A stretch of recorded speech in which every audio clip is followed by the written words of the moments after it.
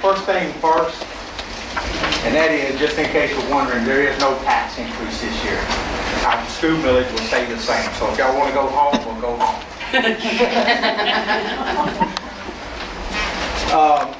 Kind of like tell you where we are, where we're going, and then we'll get into the budget.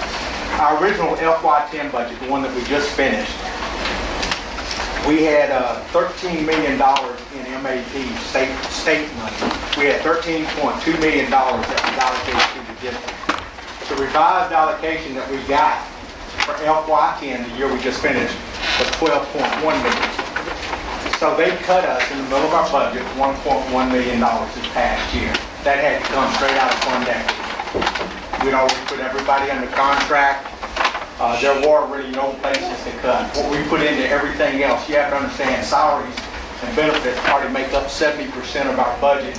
And then by the time you put all the other fixed costs in, such as your utilities and those type things, there's very little room to make up $1.1 million. School districts are the only governmental entity in Mississippi that cannot, in a contract, once it's been given, you have to honor the contract. So once the school gives it out, you can't make those cuts within a year. So knowing that that happened, or it was happening, and they're telling us that FY11 is going to be worse than FY10, and now they're saying FY12 is going to be worse than FY11. I'll explain you that a little bit later. We started looking back last September about what can we do to start cutting money. The millage that we have, we can't go up. We're capped at 55 mills. So there is no more dollars. We have to make it on what we get from our ad valorem taxes. Because the state cut us, we had to try to come up with some innovative ways on how are we going to survive, how are we going to last several more years until the town of Long Beach can turn around. That's where the 7 or 8 different options came about what can we do with our schools to save money. And that's how the realignment of our schools came about. Because we were able to save certain personnel positions and actually cut. We've heard over the last 8 months, are you really saving money, by realigning your schools and all that? The answer is absolutely. And I'll get into some of that when we get into here also. This whole thing is kind of like a balancing act, our budget is, because there's 4 things that we're trying to do. One is to keep a low pupil-teacher ratio. We've had a lot of success with that, but the problem is money will only go so far. Some of your teachers this year, they're going to have obviously more kids than they had last year. And it looks like that until something turns around and we start getting fully funded, it looks like that pupils are going to continue to fill up the classrooms because we're not going to have the money to hire the additional teachers. It's either put more teachers in classrooms or you have to start looking at other scenarios such as cutting programs. When I say cutting programs, we're not making these cuts, so I'm just telling you what that would be like. It would be like cutting elementary music programs. It would be like cutting electives at the high school. It would be like cutting electives at the middle school. It would be like cutting elementary guidance counselors. Those are the kind of things, when I say programs, that we would have to start looking at in order to make up additional money. But anyway, that's one thing. The second thing is the quality of our programs. We want to try to maintain quality programs. Third thing, we've got to remain financially stable. And then the fourth thing is maintain our high test scores. I don't know if you're aware of it. I'm sure that most of you have heard, but last year we were ranked number 3 out of the whole state. Out of 152 school districts, 2 of our schools, Reeves Elementary and the high school, if I'm not mistaken, were star schools. And then over the last several years, immediately just in the last 3 to 4 years, the high school and the middle school were blue ribbon schools nationally. And way back when, probably about 10 years ago, I think Reeves did something as far as the blue ribbon school also. So that's a lot. And to balance those 4 objectives with limited money is a real task.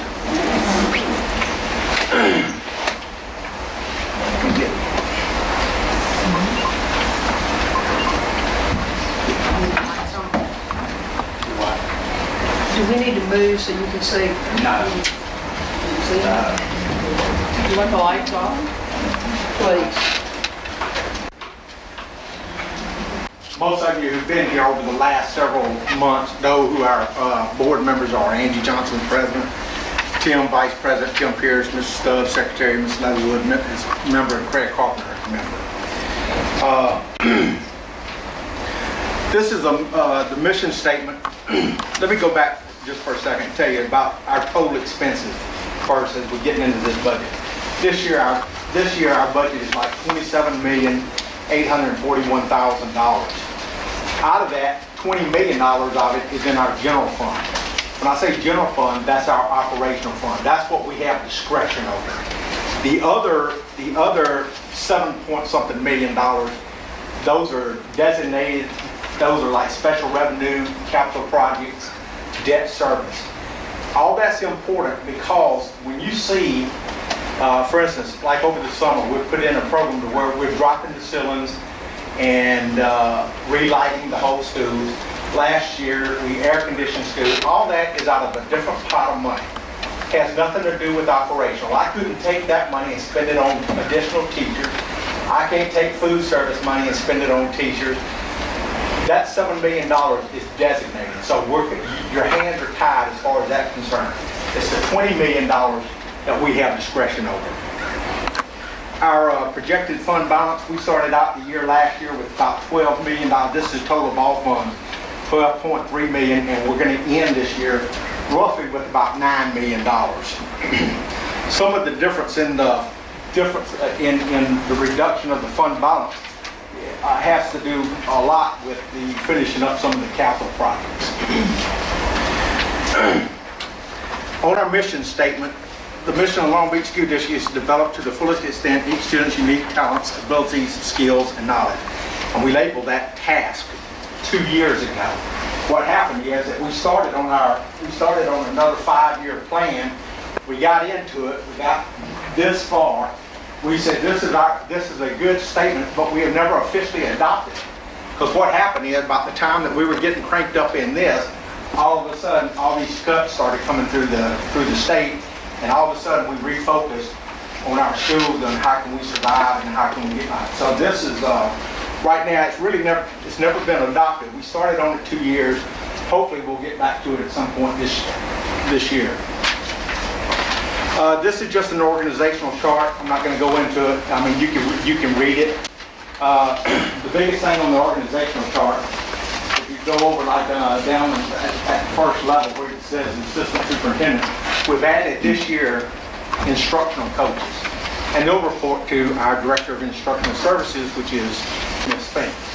We've got one at each of the elementary schools, but that's the biggest change in our organizational chart this year. We talked about the realignment, and this is how we've realigned. Harper McCon is now a 4-6. I still call it elementary. A lot of people call it upper elementary now. And then Thomas L. Reeves, W.J. Quarles, both of those are K-3 schools. And then the middle school is just going to be a 7-8. And then the high school is 9-12. And the alternative school, this may be wrong. Is it still going to have 6th graders? Yes. So that will still be 6 through 12, not 7 through 12.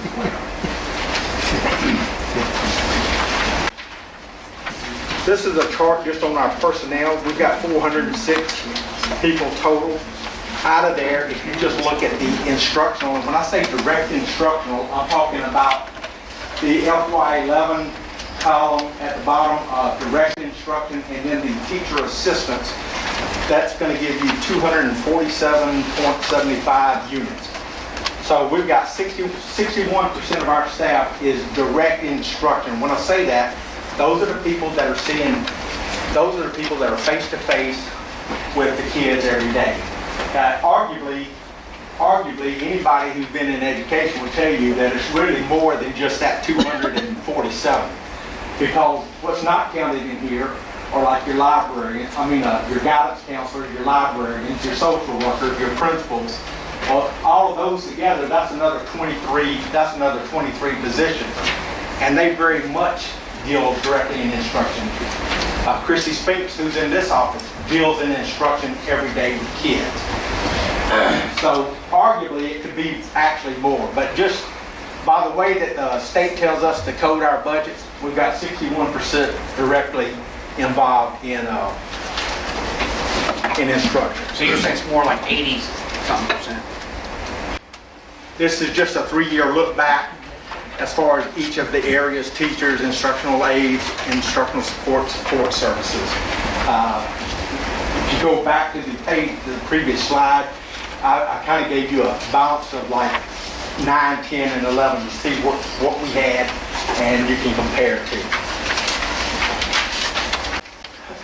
This is an interesting slide, our personnel experience. We've got 2 doctorates, we've got 1 AAA, we have 108 masters and 104 A's, 34 national board certificates. Average salary $58,728. That average just comes by us taking our total salaries and dividing it by that many personnel. That's how we came up with the 58. What's interesting about this slide, though, is that over half of our licensed employees are masters or better. That's pretty impressive for a district. We don't have turnover in Long Beach as we do, as a lot of our counterparts do down on the coast. As far as the years of experience, we're starting to get young again. And when I say young, 0 to 4, we've got 29. We've got 29 teachers, 0 to 4 years. That's the most we've had in a long time. But that's because we had about 53 a year ago that were eligible to retire. And out of the 53, several of them did. We had several, like 40-year plus people retired this last year. So right now, we've got 45 eligible people that could retire tomorrow that we would have to start looking for. So we are a well-aged, well-certificated district. Total teachers, this is all based on there. You see where I've got my data source for this is the superintendent's FY10 annual report from the state of Mississippi, Tom Burnham. They send this out. And they're just strictly pulling information out of MSIS and off our financial data that we have to submit. And they rank everything at the state level. And they put everything together and do the rankings and all that. Total teachers, we have 214.16 ranked. We're 50 out of 152.